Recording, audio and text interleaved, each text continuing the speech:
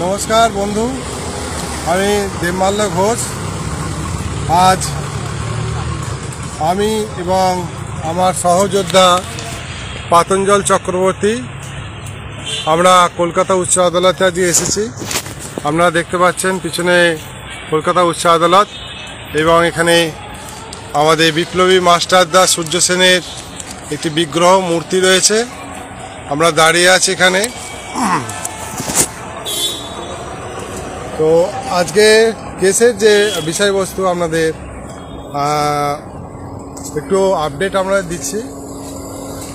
প্রথমত কিছু পার্শ্ব শিক্ষক যারা ভুল পথে চালনা করছে, কেসটা বিভিন্নভাবে ডিলে করা হচ্ছে এবং তার বিরুদ্ধে এই যে ডিলে করা হচ্ছে, যখন আবেদন করা হচ্ছে, কেন এটা ডিলে করা হচ্ছে, উকিলকে যখন জানানো হচ্ছে যে 2022 থেকে 2023 সালে ভালোভাবে কেসগুলো চললো, যখন কি কারণে 2023 সালের জুন মাসের পর থেকে এবং 2024 সালটা সম্পূর্ণরূপে এবং 25 সালে আমরা মার্চ মাসের আজকে শেষের দিকে আমরা চলে এলাম, এখনও পর্যন্ত কোনো হিয়ারিং কেন সেইভাবে হচ্ছে না?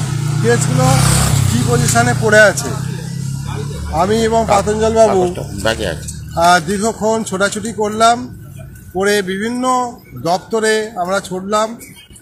কোড নাম্বার 25-এ সেখানেও আমরা অনেকক্ষণ ছিলাম এবং কী পজিশানে আছে সেটা জানবার আমরা চেষ্টা করেছি। ম্যান্ডামার সেকশানে কেস দুটো পড়েছিল। এক WPA 25,288, এই কেসটা জানুয়ারি মাসের 8 তারিখে ম্যান্ডামার সেকশান থেকে 25 নম্বর কোর্টে গেছে এবং WPA 25,295, এই কেসটা